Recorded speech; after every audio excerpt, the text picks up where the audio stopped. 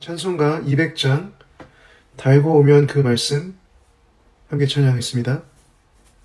달고 오면 그 말씀 생명의 말씀은 귀한 그 말씀 진실로 생명의 말씀이 나의 길과 믿음 밝히 보여주니 아름답고 귀한 말씀 생명샘이로다. 아름답고 귀한 말씀 생명샘이로다. 귀한 주님의 말씀은 내 노래 되도다. 모든 사람을 살리는 생명의 말씀을 값도 없이 받아 생명길을 가니 아름답고 귀한 말씀 생명샘이로다. 아름답고 귀한 말씀 생명샘이로다.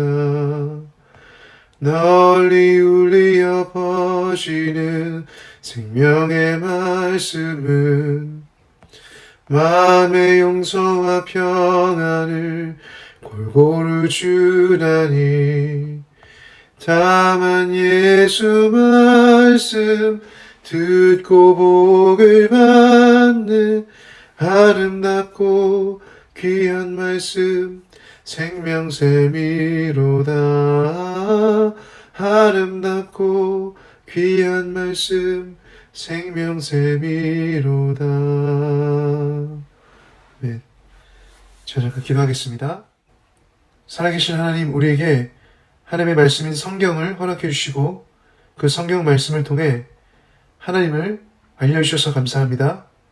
오늘 주님께서 주신 말씀을 통해서 우리가 주님을 더욱더 알 수 있도록 인도하시고 역사해 주십시오. 주님의 말씀을 통해서 우리가 그 말씀을 깨닫고 살아내고 그 말씀이 진리임을 다시 한번 알기를 소망합니다. 예수님의 이름으로 기도합니다. 아멘. 오늘 본문 말씀은 잠언 29장 1절부터 14절 말씀입니다. 잠언 29장 1절부터 14절 말씀입니다. 제가 읽겠습니다. 자주 책망을 받으면서도 목이 곧은 사람은 갑자기 패망을 당하고 피하지 못하리라. 의인이 많아지면 백성이 즐거워하고 악인이 권세를 잡으면 백성이 탄식하느니라. 지혜를 사모하는 자는 아비를 즐겁게 하여도 창귀와 사귀는 자는 재물을 잃느니라. 왕은 정의로 나라를 견고하게 하나 뇌물을 억지로 내게 하는 자는 나라를 멸망시키느니라. 이웃에게 아첨하는 것은 그의 발 앞에 그물을 치는 것이니라. 악인이 범죄하는 것은 스스로 올무가 되게 하는 것이나 의인은 노래하고 기뻐하느니라. 의인은 가난한 자의 사정을 알아주나 악인은 알아줄 지식이 없느니라. 거만한 자는 성읍을 요란하게 하여도 슬기로운 자는 노를 그치게 하느니라. 지혜로운 자와 미련한 자가 다투면 지혜로운 자가 노하든지 웃든지 그 다툼은 그침이 없느니라. 피 흘리기를 좋아하는 자는 온전한 자를 미워하고 정직한 자의 생명을 찾느니라. 어리석은 자는 자기 노를 다 드러내어도 지혜로운 자는 그것을 억제하느니라. 관원이 거짓말을 들으면 그의 하인들은 다 악하게 되느니라. 가난한 자와 포악한 자가 섞여 살거니와 여호와께서는 그 모두의 눈에 빛을 주시느니라. 왕이 가난한 자를 성실히 신원하면 그의 왕위가 영원히 견고하리라. 아멘. 우리 함께 읽은 본문 말씀 잠시 묵상하는 시간 갖겠습니다.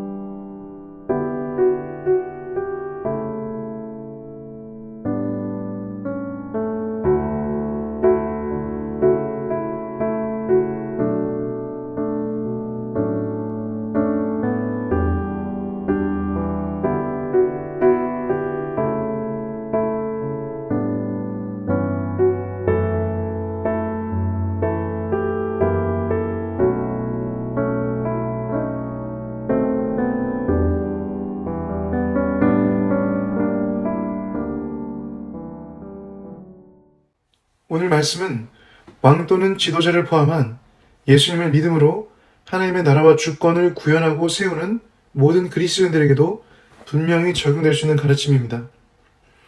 예수님의 제자요, 교회로서 이 땅에서 하나님의 나라를 선포하고 하나님의 진리를 삶으로 살아내는 우리에게 필요한 지혜들이 가득 담긴 본문이라고 생각합니다.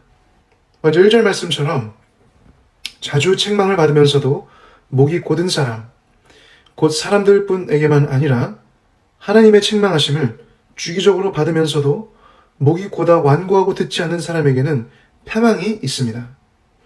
특히 그리스도인들은 하나님과 사람들에게 열린 마음으로 들을 수 있어야 합니다.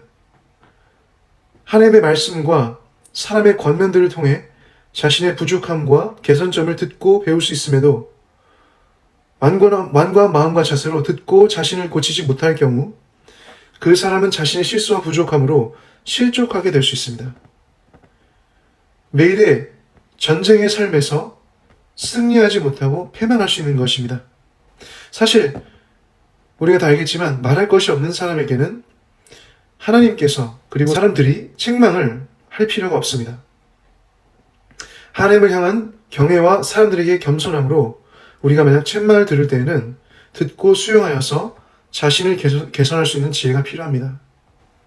2절은 나라의 지도자뿐만 아니라 각 사회 영역에 의인이 많아지면 많아질수록 온 민족이 기뻐하고 즐거워할 수 있으며 악인이 권세를 잡으면 그 나라는 탄식하게 된다고 말씀합니다. 의인이 많은 사회는 자연스럽게 의로운 사회로 성장할 수 있고 그 의로운 올바른 사회는 국민에게 총체적인 평안과 행복을 줄 수 있습니다. 그리고 이것이 하나님의 말씀의 능력입니다. 깨어지고 무너지고 그릇되었던 것을 회복하시고 세우시고 올바르게 하셔서 총체적인 회복이 있게 하시는 것이 하나님의 말씀의 능력인 것입니다. 4절은 온전한 정의로 왕이 나라를 견고하게 할 수 있으나 뇌물을 요구하는 자는 나라를 멸망의 길로 인도한다고 말씀하고 6절은 악인의 범죄는 스스로 올무가 되게 하나 의인은 노래하고 기뻐하는 결과를 얻는다고 말씀하고 있습니다. 이스라엘 국가가 그들의 역사를 통해 이것을 보여줬는데요. 아합으로 대표된 악한 왕이 있을 때 국가는 고통과 탄식이 많았습니다. 그러나 요시아와 같은 의로운 왕이 다스릴 때는 하나님의 법도와 통치가 서럽게 서고 이스라엘에게 영적인 회복이 있었습니다. 특히 요시아의 개혁에는 하나님의 말씀이 중심이고 능력이었습니다.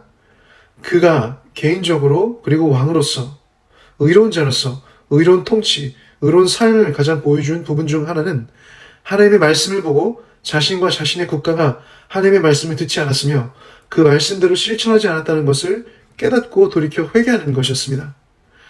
하나님의 말씀으로 인해 자신과 국가가 악하였다는 것을 깨닫고 회개하며 다시 하나님의 언약의 백성으로서 하나님을 경외함으로 하나님의 말씀을 순종하는 민족과 사회가 되고자 했을 때 그 땅의 우상들이 사라지고 악이 멸절되었고 그 국가가 올바르게 되었던 것입니다. 제가 열왕기하 22장 13절과 23장 3절을 읽어보겠습니다.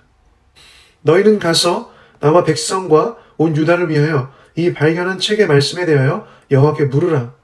우리 조상들이 이 책의 말씀을 듣지 아니하며 이 책에 우리를 위하여 기록된 모든 것을 행하지 아니하였으므로 여호와께서 우리에게 내리신 진노가 크도다.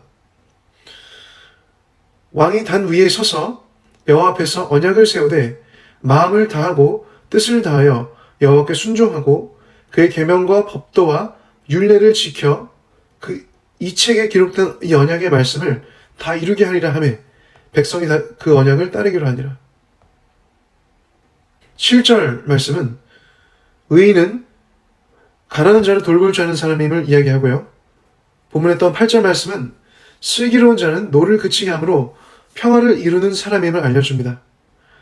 또 9절과 11절은 지혜로운 자는 미련한 자의 분노에 휩쓸지 않는 자로서 자신의 감정을 컨트롤할 수 있는 자임을 깊이 보게 해줍니다.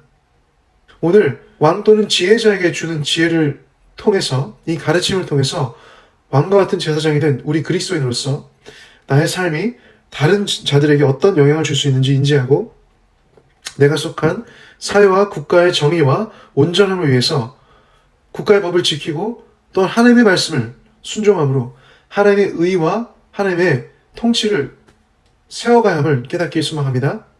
그리고 모든 죄를 지으시고 다스리시며 소유하신 하나님과 그의 나라를 삶으로 선포하고 확장해 나가는 우리 예담교회 되시길 이 시간 예수님의 이름으로 축복합니다. 오늘 아침에는 각자 개인을 위해서 기도했으면 좋겠습니다. 이렇게 기도했으면 좋겠습니다. 주님, 이 시간 저에게 다시 하나님의 말씀인 성경으로 말씀해 주셔서 온전히 하나님을 경외하고 하나님의 말씀에 순종하는 제가 되기를 기도합니다. 하나님을 경외하고 사람들에게 겸손하여 책망을 듣고 나를 돌아보고 고칠 수 있는 지혜를 제게 허락해 주십시오. 제가 속한 가정과 교회, 사회 영역에서 하나님을 믿음으로 의로운 자로서 온전히 서서 하나님의 의를 구현하고 하나님의 나라를 확장해 가길 원합니다. 나의 가정과 교회, 나의 국가가 하나님의 평안과 행복이 가득할 수 있도록 먼저 제가 주님 앞에, 주님의 말씀 앞에 올바른 삶 살도록 성령님 인도하시고 역사해 주십시오. 요시야 왕이 했던 것처럼 먼저 나의 삶을 항상 하나님의 말씀에 비춰보고 그 말씀대로 실천하고 살아갈 수 있도록 도와주십시오. 우상된 것과 악한 것이 내 마음과 내 영혼에, 내 삶에 없게 해주시고 하나님의 말씀과 성령으로 충만하게 해주십시오. 또한 오늘 잠언의 말씀처럼 가난한 자를 돌볼 수 있는 마음과 분노를 그치게 하고 평화롭게 하는, 화평케 하는 자의 삶과 감정을 조절할 수 있어 자신의 삶을 미련한 자의 분노에서 자유하게 하는 지혜로운 삶 살 수 있도록 인도하십시오. 우리 이렇게 기도하며 나아가시겠습니다. 기도하시겠습니다.